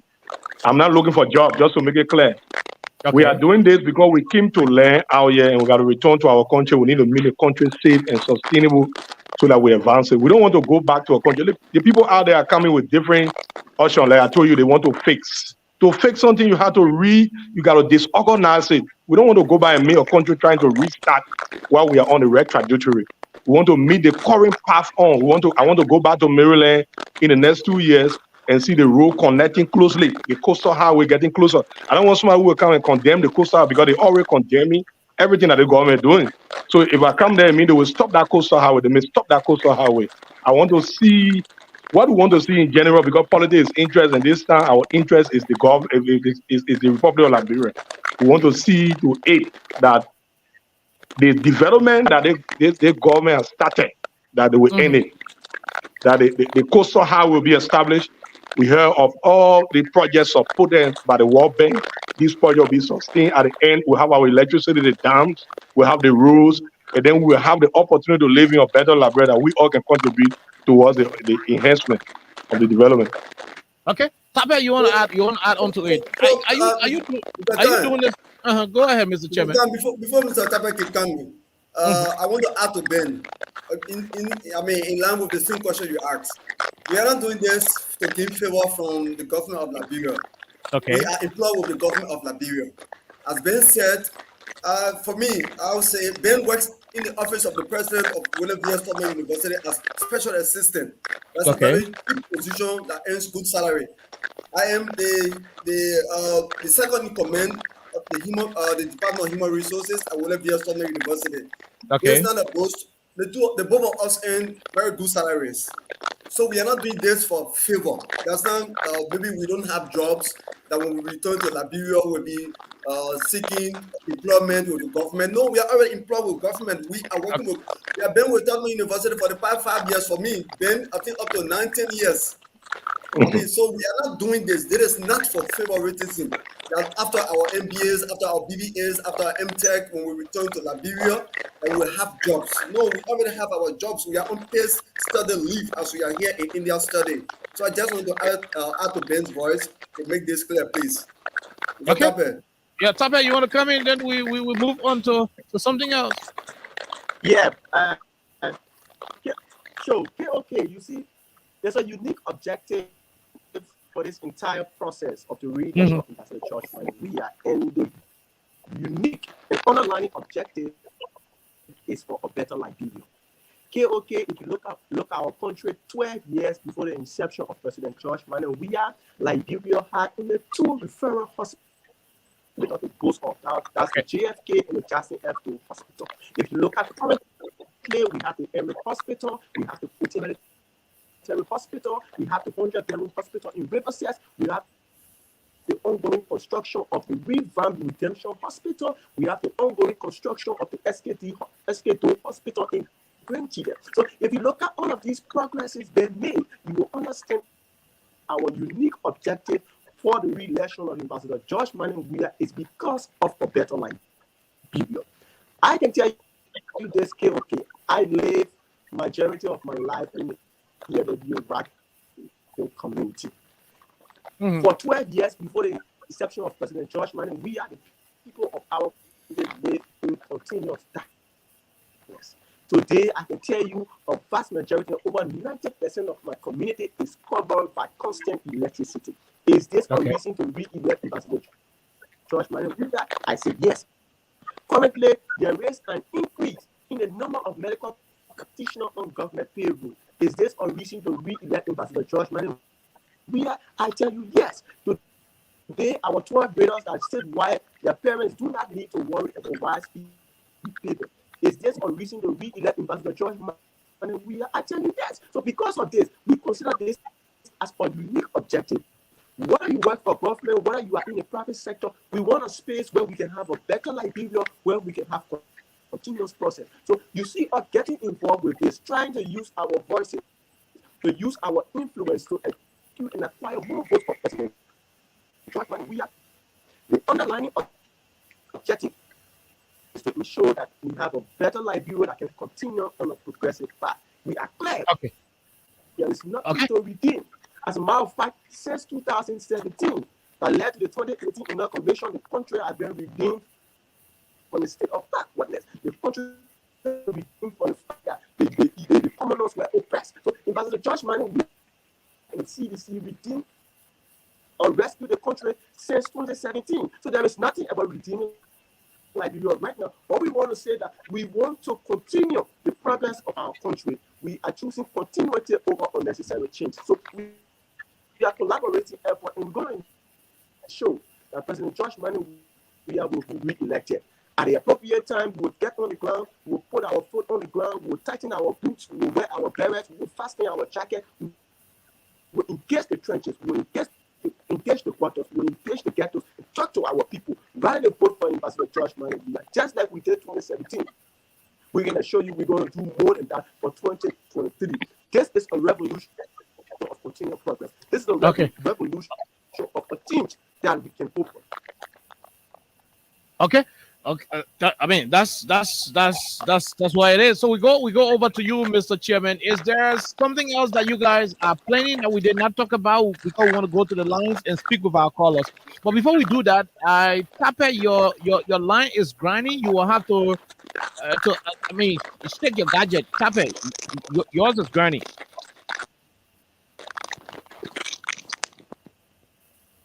Okay. Yeah. So. Is it okay? We're still getting the feedback, but so you can mute. You can mute. Yes. So you can mute your mic. Tap it. You know, when you're about to talk, you can unmute it. Now let's go over to you, Mr. Chairman, and Collins. Is there something else that we did not talk about? You want to talk about? Well, I think we've touched most of the important things that we actually wanted to talk about. As you said, Ben said it clearly that there is nothing to fix and there is nothing to rescue. As far as we are concerned, President George Manneh Weah is the rightful person who is going to lead us in the right direction for the next 6 years to come. So I think those important things were touched. I said, Ben, you want to add up? Okay, yeah. Just to say that we are going beyond just the election in India, even though some of us will have 2-3 years to be here. But we are seeing to it that the charter is established because it's a constant flow now of students coming here. So we working on all modalities to ensure that we have the charter fully established and functional, even though we'll be leaving, but as we're leaving, to the people to keep coming so that it will be fully established. We are planning on launch also. We expect the PRO to speak about it, a official launch after all the modalities have been worked out within the period of the campaign. This will be a chapter of the CDC in the subsection of Asia branch, which is India, and so far so good. So far. So I mean, so like what you're saying is going to be similar to what they have CDC USA, CDC Australia, and it's going to be CDC India. Yes. Yeah, exactly. Yes. We know the formality and we are following that. We want to make sure it's official before we make it official. But as we speak now, with Governor, the manpower, we are doing the structures so that we now introduce ourselves officially, so that the charter is established and remains, so that will not be an election thing, because we know the government will continue. In fact, CDC is a bigger political grassroots party in Liberia, all will remain. So they will have a base here always. Thank you very much. So you can all mute your microphones as we go to the calls. Right here to talk to the folks listening to the conversation. Let's take this quick break to be right back. Liberia, from the center to interior, Ram Star, keeping us safe, let's stop for all of us. Ram the people bringing safety to your door. Ram Star, stopping crime and making peace for them before. Ram Star for Liberia, from the center to interior, Ram Star, keeping us safe, let's stop for all of us. Crime Stopper Liberia is here for you. Remember, you see it, you report it. This is a message from your own self, Omen Sam Sion.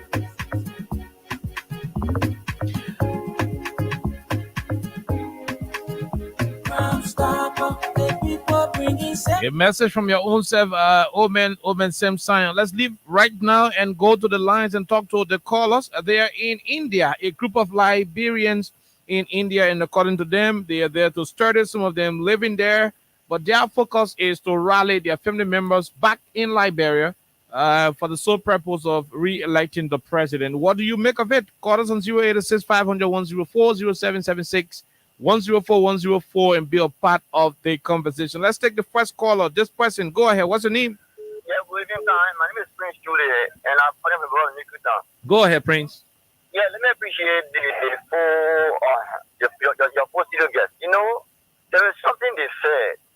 There is nothing left for the people to fix, and there is nothing left for the people to rescue. It is reality. It is factual. They are said it all. Because nothing remains for them to rescue, and nothing left for them to fix. Because President William is already putting everything into mechanism. You're doing everything. For good trouble, you see him, but you didn't rescue nothing. But Mr. Kumi himself as a co-club boss, he didn't fix nothing in the country. Now you want to fix something, they are jokers.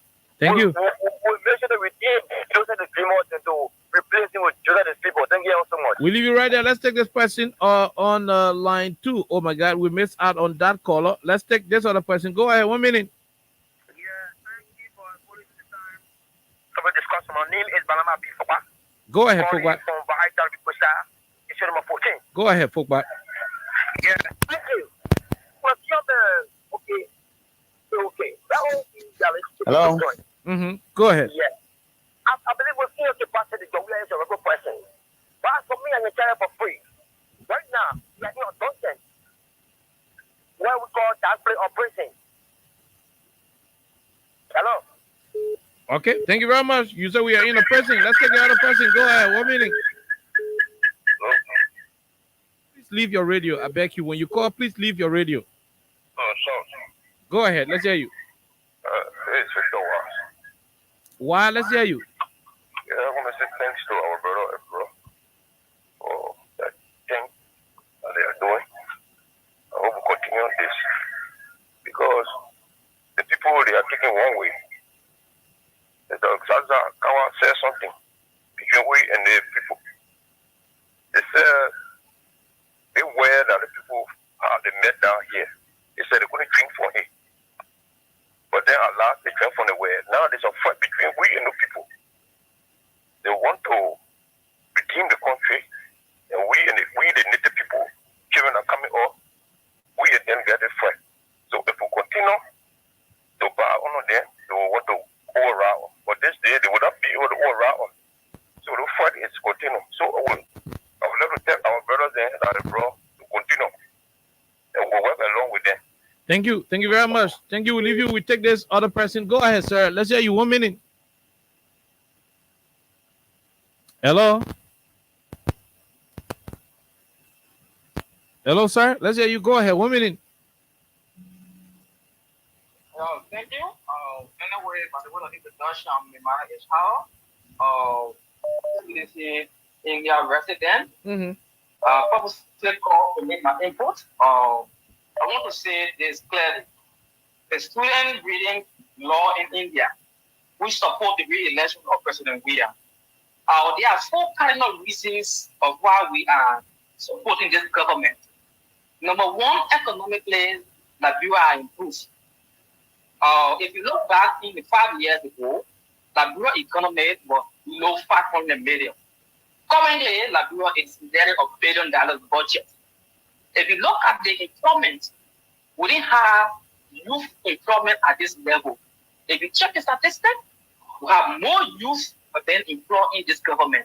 Infrastructurally, you have that development in this government. Security and safety have been improved. So there's no reason for us to change this government, but to continue to support this government for the continual improvement and development of this government. So I encourage my fellow youth to support this government that we can see the sustainability of continuity and to prosper in the next future. So that is my input. And I want to say thanks to the leadership who try to propagate the issue properly, and we support them. I want to say again, I will be with the team coming to Liberia. I already support coming to India. I have my voting card, and I will be coming along with the team to do my voting to make sure that President William is being re-elected to carry on the sustainability of that country to see how Liberia can be developed in the proper manner. Thank you. Thank you very much. We'll leave you right there. Let's take this other person on the line. What is the name? Where do you join us from quickly? Just call to tell my children and brothers on that side, thank you. You see, okay, that what we tell our people, when you eat country, you will not know the good thing that happening in country. But leave the country and travel. When you eat other land, okay, and you see the happening, and you see your country, you will appreciate God for what God gave you. So I just want to bless God for them, and I pray that God open financial doors, that whatsoever they want to do on that side, that God will bless them, that their dream will come to fulfillment. And one question I wanted to ask them, there are other students or other people that register before going on ASA. Are they thinking of their coming back to be able to be part of the voting process? That's what they said. That's what they said. They said they are working out things to ensure that some of those people will come back to vote. Thank you. Okay. And anything they can reach out to us here, we will on the side. Okay, there is nowhere at home. Thank you for the show, Papa. Thank you very much, Rebecca Sayon from Minnesota, the United States. We leave it right there. Let's take the last caller, then we go to our guests for their parting statement. You are the last person. Go ahead. Yeah, good evening, Mr. KOK. Good evening, Chief. Speaking to you, I'm a visually impaired guy called Joseph C. from the political capital city of Nima County. You're from Sunny Quilly. Yeah, but currently I'm residing District 2, Monserrato. Go ahead, my brother. Let's hear you. I started supporting Ambassador Weah from 2011 when I was still seeing, but now I'm a visually impaired person. I lost my sight 2016. Wow. I'm sorry about that. Him, and he didn't know me in person, but I just, got love for him because he believes in development. So we never knew as a Liberians that President Weah is a good leader. But now I'm very proud of him because what he's been doing, what he evolved into, giving free education, electrifying our city, doing the marketplaces, instructing our very rules within the 15 counties. So I'm very proud of him. 2012 from Saniquale to Ganta. I was in Saniquale, I was lying back. We used to do one person from Saniquale to Ganta $900 and $960 to now $950. Isn't it? But now, from Ganta to Senegal is 400 liberty. So I can be proud of him. President Weah is a good leader.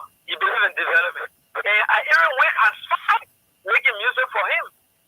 I did the first music. I attended his service 3 different times. There was no connection.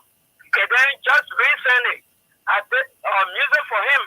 A campaign song. The title of the song says, President Weah is forced to win. No matter what the opposition do, he's forced to win. So, firstly, the very first day I did a song, the first song I took visit to the Freedom FM radio station. I was not able to meet any of you. Okay. So I met one girl by her name, I forgot her name, but I better guess she worked there. So she was able to take my music to play, but she refused. Okay. So we will ask and get the music. We'll ask and get the music, my brother. Thank you very much. Yeah, so I really love him. Thank you. We leave you right there. So, gentlemen, you can unmute your microphones at the moment. Then we go to you individually for your parting comments, beginning with Tapet.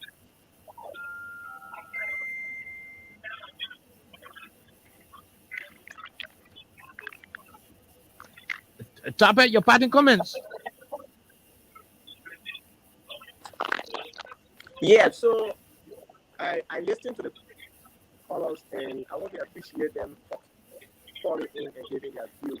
I listened to one of the callers stating that President Weah and the CDC have done absolutely nothing for this election. And then I think it's a disservice to the thousands of students who YSP are being paid.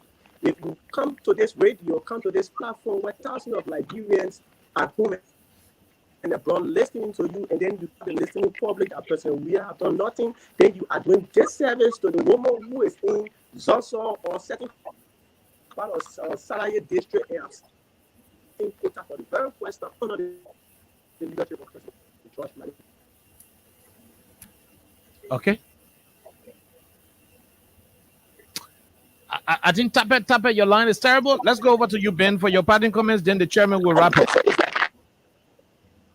Okay. Thank you very much, Oliver, and all Liberians listening to me in the diaspora in Liberia. Mm-hmm. My message to us is that development is not an event, it's a process. This government has started so many good things that if we rally around them to go for the next 6 years, we enjoy.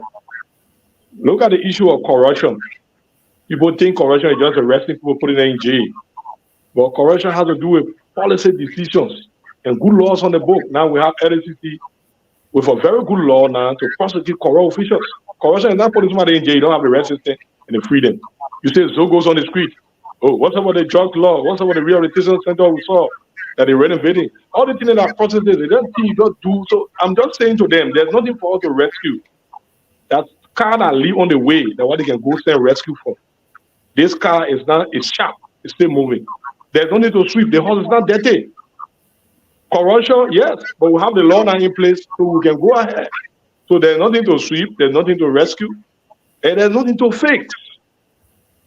It's already on the path. So we just call on all meaningful Liberians. This is for our heart. This is for the love of Liberia. That we maintain this.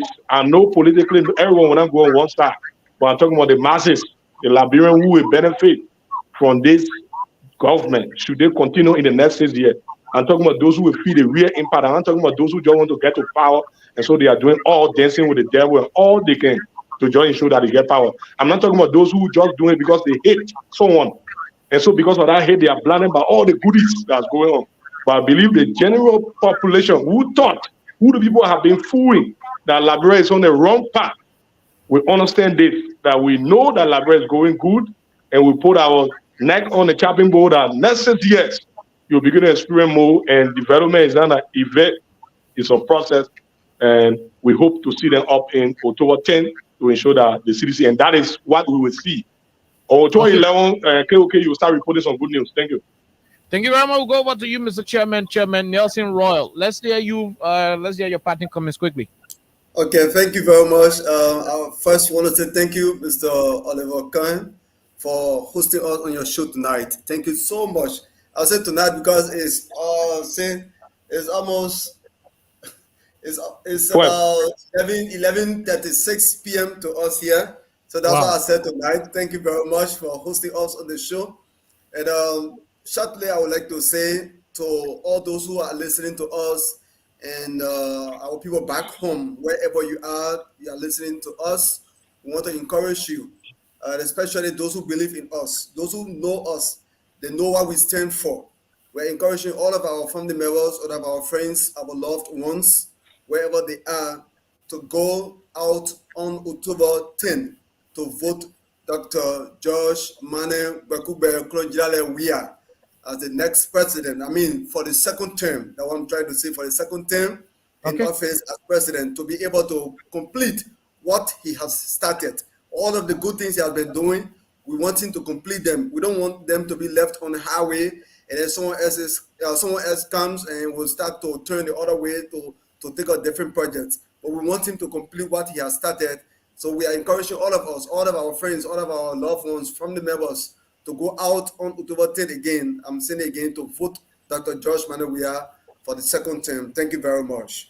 Thank you very much. We leave you right there, and that's how we're going to go home on the week's edition. My name is Kine. I was here. A very challenging edition. Imagine after the 26th and you are here on the radio. Just imagine. I said, just imagine. We'll return here on Monday. God's will. Bye-bye. So if you see crime, report it. Don't tell her in your hands for the authority. Well, it can't take your luck. Crime stopper, yeah, for us.